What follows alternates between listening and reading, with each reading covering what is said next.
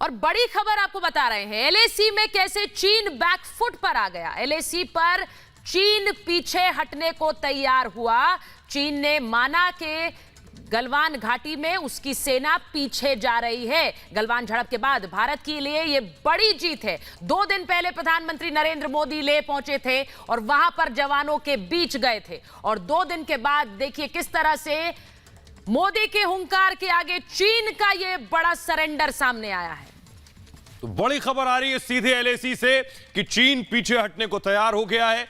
और भारत के, बेशक भारत ने जिस तरह से चीन की घेराबंदी की, उसके बाद चीन कदम पीछे खींचने को राजी हो गया है। यह भारत की हर लिहाज से बहुत बड़ी जीत है। भारत ने ड्रैगन को जैसे लाल आंखें दिखाई, उसके बाद चीन पीछे हटा है।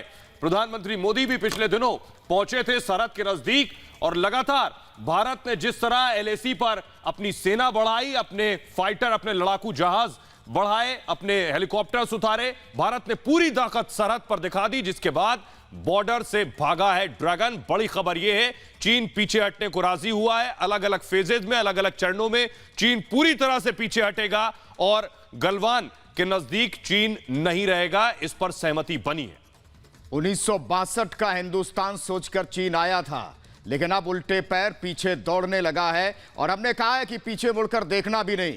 और बड़ी खबर यह है कि वो हमारी सड़क को काटना चाहता था, जो उसके मंसूबे अधूरे रह गए, और ये हटा नहीं है, इसे हमने पीछे हटाया है। बताया किस तरीके से हमने घेराबंदी की है और हर तरफ से कमर तोड़ेंगे चीन की, जिसके बाद चीन मजबूर हुआ सरेंडर करने के लिए, घुटने टेकने के लिए। तो चीन पीछे नहीं हटा है, बल्कि पीछे धकेला गया है। और बता दें आपको कि चीन को पीछे धकेलने के लिए मोदी का मास्टर स्ट्रोक कह सकते हैं आप, अजीत डोभाल का मास्टर स्ट्रोक कह सकते हैं आप। 3 दिन पहले प्रधानमंत्री नरेंद्र मोदी एलएसी के दौरे पर गए थे और उन्होंने वहां से साफ संदेश दिया था, चीन का नाम लिए बगैर कहा था विस्तारवाद की नीति नहीं, अब विकासवाद की नीति चल रही है पूरी दुनिया में, और विस्तारवाद की नीति पूरी विश्व शांति के लिए खतरा है, विश्व शांति के लिए यह खतरनाक है। और जो भी देश इस पर चला है, ये या तो वो वापस इस नीति पर वापस लौटा है या फिर वो मिट गया है। तो इस तरह के तल्ख लहजे में प्रधानमंत्री नरेंद्र मोदी ने 2 टूक चेतावनी पड़ोसी मुल्क को दी थी। चीन के ठीक सामने खड़े होकर लद्दाख में नीमू आर्मी बेस में। उसके बाद अब बड़ी खबर यह आ रही है कि चीन अपने सैनिकों को लेकर जा रहा है। यह भी कह सकते हैं कि चीन पीछे नहीं हटा है, चीन को पीछे धकेला गया है।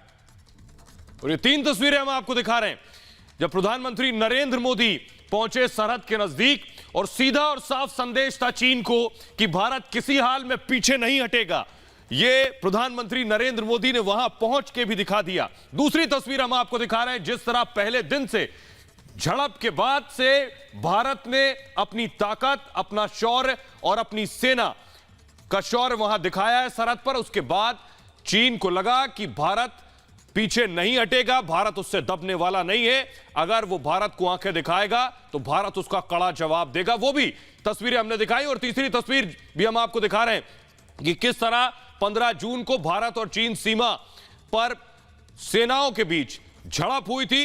इसमें भारत के 20 जवान शहीद हुए, तो हमने भी चीन के 40 ढेर किए थे। यह चीन को बराबर का जवाब था, इसलिए चीन को एहसास हो गया कि भारत से बराबरी का मुकाबला है, भारत हर लिहाज से 20 बैठेगा।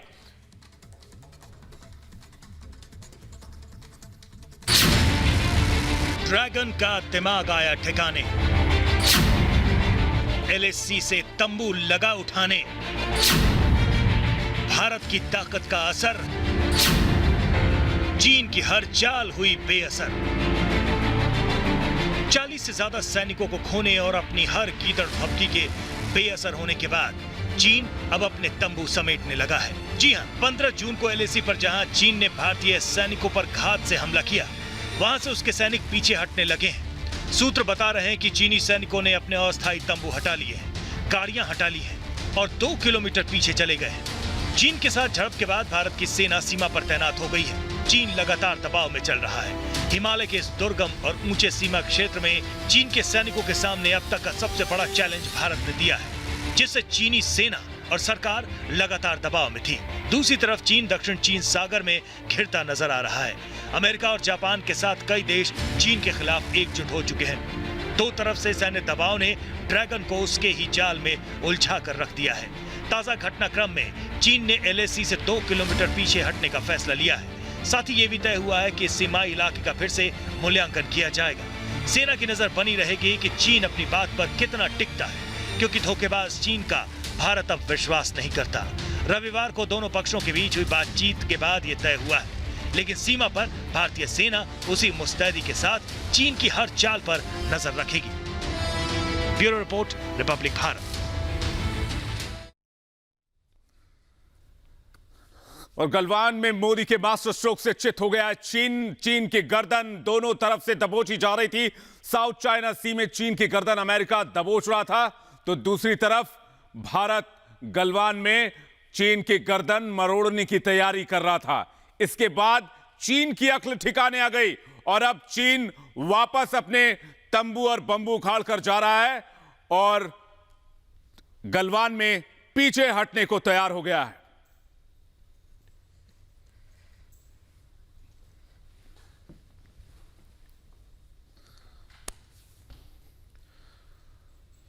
तो बड़ी ये बात है कि पिछले दिनों लद्दाख में जिस तरीके से हमने युद्धाभ्यास किया और चीन को साफ बता दिया था कि हम जहां हैं वहीं रहेंगे, हटना चीन को ही पड़ेगा, और यह भी बता दिया था कि अगर आप नहीं हटेंगे तो किसी भी स्थिति के लिए हिंदुस्तान तैयार है। चीन ने सोचा कि यह 1962 का हिंदुस्तान है, लेकिन भारत ने एक मोर्चे पर नहीं, आर्थिक मोर्चे पर, कूटनीतिक मोर्चे पर, और हमने ताकत के जरिए भी चीन को दिखा दिया था कि आपको हटना ही होगा। लेकिन हमारी एयरफोर्स ने किस तरीके से चीन की नाक में दम कर रखा था, किस तरीके से पेट्रोलिंग हो रही थी, वो भी एक बड़ी तस्वीर चीन के लिए थी कि वो करेगा तो क्या करेगा, सिवाय